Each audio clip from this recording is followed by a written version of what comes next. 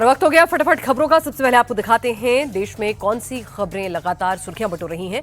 देश top 10। Delhi blast case में आरोपी आमिर की कोर्ट में पेशी। आरोपी आमिर को 10 दिनों की एनआईए कस्टडी में भेजा गया। धमाके में इस्तेमाल कार आमिर के नाम पर रजिस्टर्ड। कांग्रेस नेता हुसैन दलवाई की मांग, ब्लास्ट केस में आरएसएस के रोल की भी जांच होनी चाहिए। दिल्ली ब्लास्ट केस में अल-फलाह यूनिवर्सिटी पर शिकंजा कसा। जल्द अवैध निर्माण पर चल सकता है बुलडोजर। यूपी पुलिस की टीम भी जांच के लिए पहुंची। डॉक्टर शाहीन की तर्ज पर कानपुर मेडिकल कॉलेज से 7 डॉक्टर्स लापता। एटीएस ने खंगाला एक का डेटा। दिल्ली ब्लास्ट के बाद अलर्ट पर एजेंसीज। जम्मू रेलवे स्टेशन पर चलाया तलाशी अभियान। नौगांव ब्लास्ट में घायल हुए लोगों से मिले नेता प्रतिपक्ष सुनील शर्मा। बीजेपी नेता रविंद्र रैना भी रहे मौजूद। राजस्थान के बीकानेर में भारत और ब्रिटेन की ज्वाइंट मिलिट्री एक्सरसाइज। 200 से ज्यादा जवानों ने हिस्सा लिया। ऑपरेशन सिंदूर 2.0 को लेकर आर्मी चीफ ने दी वार्निंग। कहा, 2 आतंक को बढ़ावा देगा उसको देंगे जवाब। पानी और खून एक साथ नहीं बह सकते। अगर कोई ब्लैकमेल करेगा तो हम शांत नहीं बैठेंगे। फरीदाबाद में उत्तर क्षेत्रीय परिषद की 32वीं बैठक का आयोजन। दिल्ली धमाके में जान गंवाने वालों की याद में मौन रखा गया। गृह मंत्री अमित शाह ने की अध्यक्षता। केरल के सबरीमाला मंदिर में सोना चोरी के मामले में एसआईटी की जांच तेज। मंदिर से कलेक्ट किए गए सैंपल।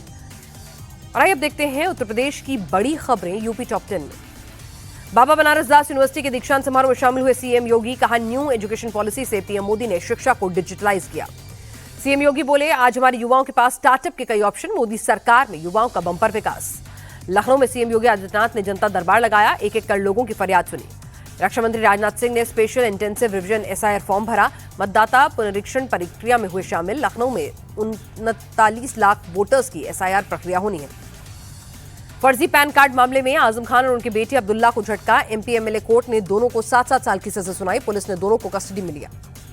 आजम को फिर जेल की सजा पर बीजेपी ने ली चुटकी। राकेश त्रिपाठी ने कहा, सपा के अत्याचार और अन्याय का हो रहा है हिसाब। सपा प्रवक्ता फखरुल हसन चांद ने भरोसा जताया। कहा, उम्मीद है आजम खान को कोर्ट से न्याय मिलेगा। मेरठ में 3 बाइक सवार युवकों पर दबंगों का जानलेवा हमला। लाठी डंडे और धारदार हथियार से किया लहूलुहान। यूपी के शाहजहांपुर में एसटीएफ का बड़ा ऑपरेशन। लूटपाट के 5 शातिर बदमाशों को दबोचा। खूंखार बदमाश अब्बास गाजी के सीने पर मारी गोली। बदमाशों की गोली लगने से एक जवान घायल। सोनभद्र हादसे में मरने वालों का आंकड़ा बढ़ा। मिट्टी की खदान धंसने से अब तक 6 की हुई मौत। और अब बिहार की खबरें देखते हैं। बिहार टॉप 10। बिहार की नई सरकार को लेकर फॉर्मूला तय। नीतीश कुमार सीएम तो बीजेपी कोटे से सम्राट चौधरी और विजय सिन्हा बन सकते हैं डिप्टी सीएम। चिराग की पार्टी से 2, अन्य से एक होगा मंत्री। 20 नवंबर को हो सकता है नई सरकार का शपथ ग्रहण। पटना के गांधी मैदान में होगा आयोजन। पीएम मोदी के शामिल होने से पहले पूरी हुई तैयारियां। कटिहार से नवनिर्वाचित विधायक तारकिशोर प्रसाद का बयान, नीतीश कुमार ही दोबारा बनेंगे सीएम। पटना में कल बीजेपी विधायकों की बैठक। सुबह 10 बजे पार्टी दफ्तर के अटल सभागार में मीटिंग। बैठक में चुना जाएगा विधायक दल का नेता। हम पार्टी के अध्यक्ष संतोष सुमन का बयान, कहा, नीतीश के नाम पर सभी दल सहमत। 20 तारीख तक पूरी होगी प्रक्रिया। करारी हार के बाद आरजेडी की समीक्षा बैठक। तेजस्वी यादव को चुना गया विधायक दल का नेता। विधानसभा में नेता प्रतिपक्ष तेजस्वी ही रहेंगे। बिहार के हाजीपुर में बाइक सवार लुटेरों ने पेट्रोल पंप पर की फायरिंग। 50,000 रुपए की लूट को दिया अंजाम। आरोपियों की तलाश में जुटी पुलिस। रोहिणी के बाद लालू की 3 और बेटियां ने घर छोड़ा। रागिनी, राजलक्ष्मी और चंदा यादव मायके से दिल्ली लौटी। रोहिणी के अपमान पर भड़के तेज प्रताप। कहा, जिन लोगों ने मेरी बहन का अपमान किया उन जयचंदों को जमीन में काट देंगे। रोहिणी के घर छोड़ने पर जीतनराम मांझी ने दिखाया दुख। लालू परिवार के हालातों पर जताई चिंता। और देश के दूसरे राज्यों में क्या कुछ हलचल है, कौन सी खबरें लगातार हेडलाइंस बनी हुई हैं, देखते हैं राज्य टॉप 10।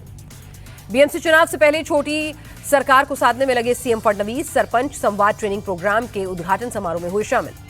नवी मुंबई में राज ठाकरे के बेटे अमित पर केस दर्ज। शिवाजी महाराज की प्रतिमा का जबरन अनावरण करने पर हुआ बवाल।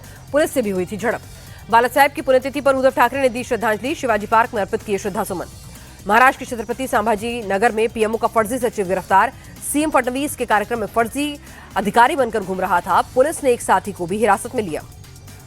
कोलकाता में एनसीडब्ल्यू ने महिला जनसुनवाई का किया आयोजन। महिलाओं के प्रति बढ़ते अपराध को रोकना है मकसद। देहरादून में हाई प्रोफाइल मारपीट का मामला। पूर्व विधायक प्रणब चैंपियन के बेटे ने बीच सड़क पर पूर्व मुख्य सचिव के बेटे को जमकर पीटा। कानून व्यवस्था पर उठे सवाल। महाराष्ट्र की भिवंडी में चला प्रशासन का बुलडोजर। अंजुर फाटा से कल्याण नाका तक के अवैध निर्माण को ध्वस्त किया गया। पंजाब में बस कर्मचारियों की हड़ताल का दिखा असर। राज्य के कई हिस्सों में लोगों को आवाजाही में हुई परेशानी। नागपुर में गौवंश से लदे ट्रक में लगी भीषण आग। 29 गौवंशों के झुलसने से हुई मौत।